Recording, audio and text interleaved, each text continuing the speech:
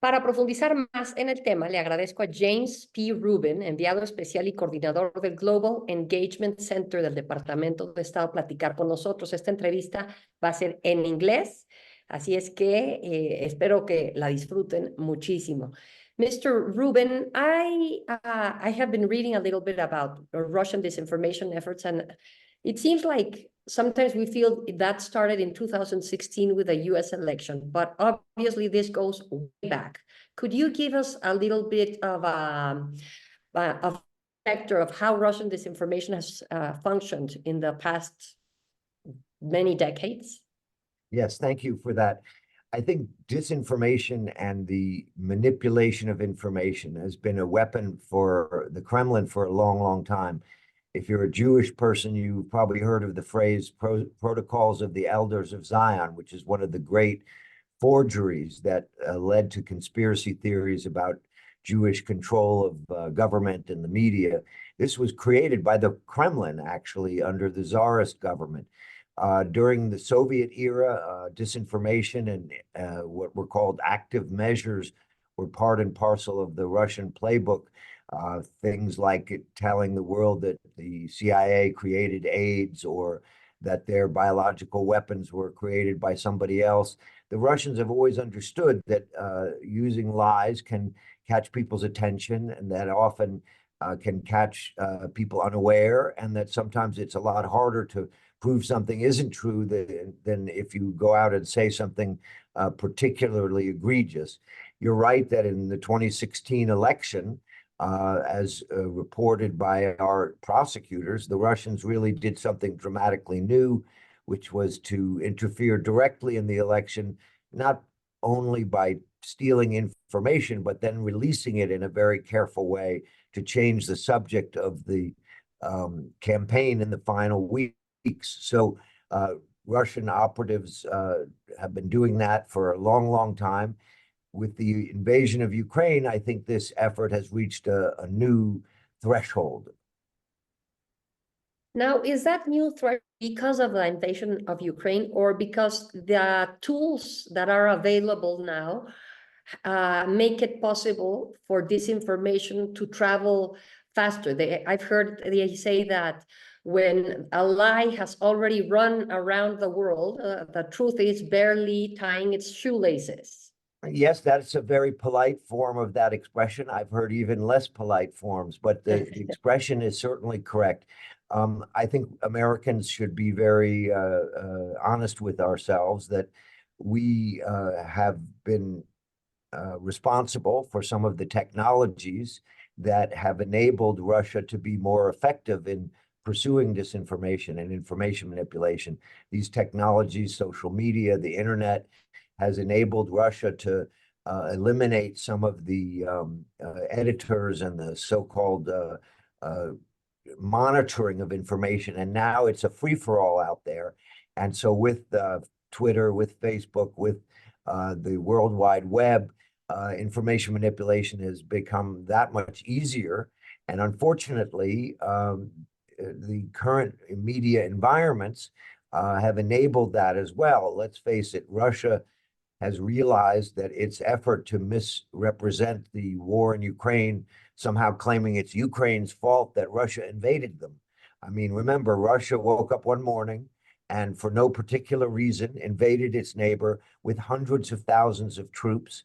There's been a brutal ground war with tanks and planes and missiles and ground troops going on for more than 2 years now. And the Russians are trying to blame Ukraine for being invaded. It's an absurdity, but unfortunately, in some parts of the world, including in Latin America, too many Russian lies are believed, too much Russian propaganda is heard, and too much Russian disinformation has been successful. And how does these disinformation campaigns work? Well, let me give you a very good example. At the GEC, one thing we were able to do successfully last fall was to reveal one of these campaigns. We discovered through our means in the intelligence community, we're obviously very good at finding things out. And based on some new information, we were able to reveal the fact last fall that two influence for hire firms, one called Structura and the other called the Social Design Agency, were hired by the Kremlin to create a whole series of articles across Latin America by getting translators and local journalists to place those articles under their name and give them a local flavor. But all of them were originated in the Kremlin with the standard form of Russian lies about the war, Russian lies about the United States. They were hoping that the people of Latin America will be fooled into believing that Russia is somehow on their side. When remember, the most basic rule of international relations is thou shalt not invade thy neighbor. And Russia invaded its neighbor and is now trying to change the subject through these disinformation campaigns. Specifically, Structura and the Social Design Agency have now been sanctioned by the US Treasury Department for their activities in Latin America and Europe. And what this kind of group does is perhaps in Europe, what they did is they created a phony news organization called the Reliable News Agency. I mean, it's funny the name they would choose, the Reliable News Agency. And they pretended to be a real website. And then they proceeded to promulgate absurd stories about weapons of mass destruction, about the Ukrainians' desire to be Nazis, or whatever argument they can come up with. And oddly enough, we do know that Russia has used prisoners in its war. The Wagner Group obtained prisoners from prison camps and then sent them directly to the front lines in Ukraine. So what did the disinformation artists do? They invented the idea that America is taking Latin American prisoners and sending them to fight the Russians, which is completely absurd. But they're hoping that by always finding some equivalent, they can mask their guilt and mask their blame. And unfortunately, RT and Sputnik and some of the other Russian disinformation outlets are widely read and listened to and heard and watched in Latin America. And that's very troubling. Yes, I wanted to ask you about those, especially RT is widely used in Mexico. Some countries have banned RT, but Mexico is not one of those countries. What can you tell us about this disinformation? Because, for example, in Mexico, many people feel that the war in Ukraine is very far away, and that we Mexicans are not in the sphere of interest of the Russians, so that we are not threatened by Russian disinformation. What do you think about that conception? Yes, I agree with you. That is something that some do feel. I guess I would say a few things. Number one, Spain, European countries, Italy, some of the countries that Mexico and other countries regard as proper members of the international community have looked at RT and Sputnik and shut them down because they know that they are lying about the war. They are blaming the victim for a war that Russia started. I think Mexico is a country that believes in sovereignty. It believes in territorial integrity. It believes that thou should not be invaded by their neighbor. And the Ukraine was invaded by Russia for no particular reason. And inventions were made that biological weapons were contained in Ukraine. And all the experts have looked at this and know it isn't true.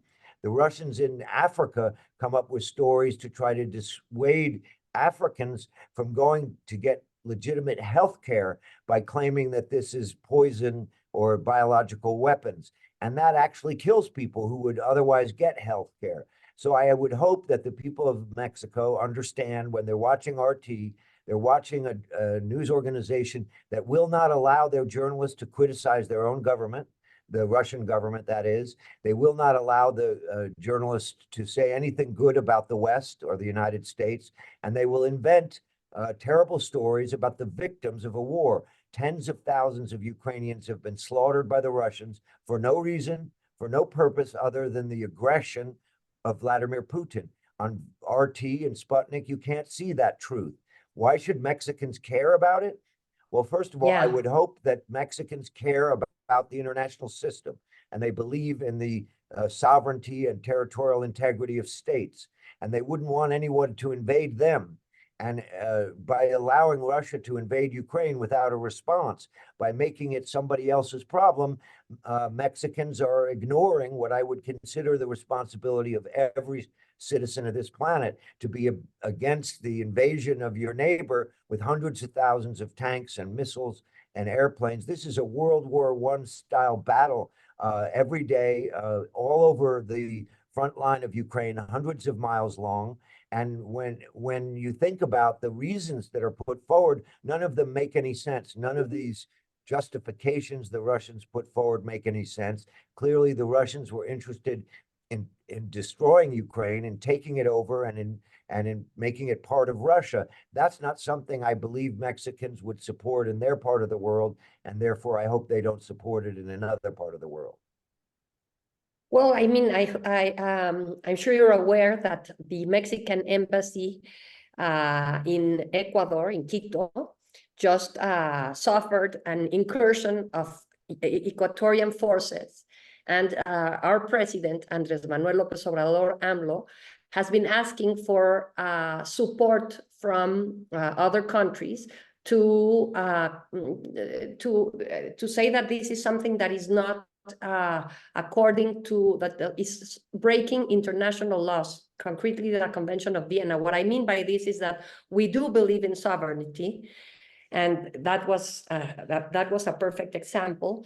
But we haven't. The government hasn't condemned Russian invasion of Ukraine. They have said that we are not going to intervene in the affairs of other countries. That's why I say that sometimes that feels like, for some, like a foreign and faraway conflict. But would Russia have any interests in, for example, intervening in our elections, our upcoming elections on June? I'm sure that Russian operatives are making plans to interfere in elections around the world.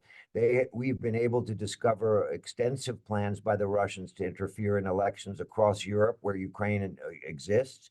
And Russians have been putting forward in Mexico, in Latin America, elaborate conspiracy theories through RT and through Sputnik and through other mechanisms.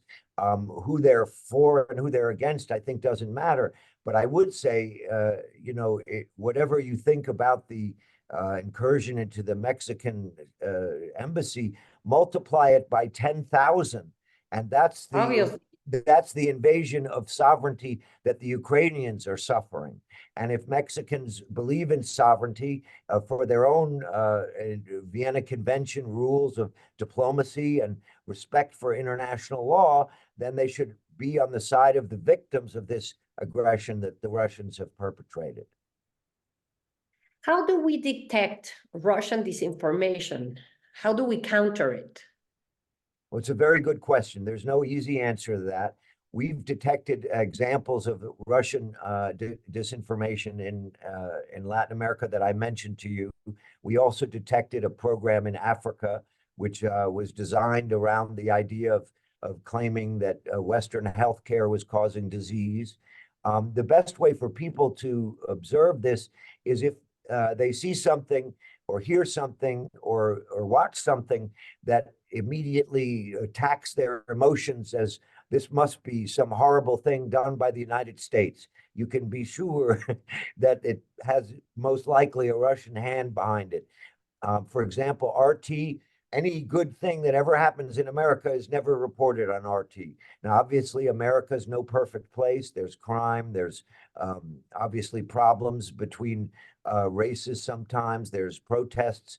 That's all you're going to see on RT about the United States. You're never going to see any of the facts that our economy has responded the most successfully of the major economies to the recent COVID-19 pandemic. You're never going to hear about the programs the United States funds to save millions of people in Africa and around the world to protect them from AIDS. You're never going to see stuff like that. So if you see something that uses the word colonial or uses the word Yankee or uses a phrase that you know or is designed to make you think the United States is the root of some evil, you can bet the Russians are probably behind it. And how do we counter all of this disinformation? Well, that's a tough question. I don't have an easy answer for that. What I can tell you is the best way is to have a lot of journalists, to have a lot of real journalism. You're a real journalist. You ask real questions to governments, to your own government, to foreign governments. And the more we have real journalism, the better off we have. The more we have fact-based fact checkers, the better off we are. The more we educate our young people to question what they're reading and seeing and ask their parents about what they're reading and seeing as young people, the better off we are. But the more literate our societies are, the more they're able to get a diverse source of news, the better chance they have of distinguishing between news that's intended to make you get angry or news that is informing you about what's going on in the world. Yeah, but that's a tough, it's a tough moment for journalism right now. In Mexico, we have the daily press conference in the morning that the president holds at his national palace. And there are some journalists there that have been in journalism for decades, but there are new journalists that work to, they have a YouTube channel and they work to make news that the government likes explode and be read, and they disguise themselves as journalists. And for example, the president of Mexico had not given any interviews to foreign or national journalists until very recently. And the first extended interview he gave was to Ina Afinagenova. She used to work for Russia Today, and now she works at another local channel from a Spanish political movement, Podemos. What I'm trying to say is when the person in power, when the president, and you lived through that in the United States with Donald Trump's presidency, is not is the one that is promoting this type of journalism. What can real journalism do? Or authentic or established journalists, what can we do? Well, these are the tough questions that American journalists faced, obviously, as you mentioned. Look, I can't interfere in the Mexican political debates about how many press conferences he should have or not have, or who he should speak to or not speak to. I used to be an advisor to a Secretary of State and a president, and I always advised them to give interviews to a wide variety of journalists, to reach as many people as possible, to be willing to take tough questions, to understand that tough questions are part of a democratic society. So that's what I'm in favor of. What the Mexican government does is not for me to say. As far as journalists, all you can do in your life is report what you see, report what you hear, report what takes place, and try to educate your readers and listeners that, for example, with RT, we know perfectly well that they use artificial means to expand their readership, to pretend that some story has a lot of attention when it really doesn't. The Russians and sometimes the Chinese together repeat each other's official statements to give the impression of wide readership or listenership or a lot of virality. So in that environment, journalists will be the first to report what's really going on, and that's the best antidote to these problems. Mr. Rubin, I don't know if you would like to add something to this that I'm probably leaving out. No, you haven't left anything out. Let me just say that I enjoyed our discussion, and I appreciate the dilemma of journalism in the modern era, where the old ways where there were established media organizations that tried to be as objective as possible has been lost. And instead, in the current environment, there's so many different slices of media types that people tend to choose news based on what they like, rather than perhaps what is the most objective. And remember, when you're listening to news or watching news, it's not supposed to be a delicious meal. It's supposed to be educational. And sometimes education may be not all good news or not all one side, because issues are complicated. And the more simplified you get, the more likely it is that someone's trying to manipulate you. Excellent. Well, thank you so much for your time and for this interview, you. Mr. Rubin.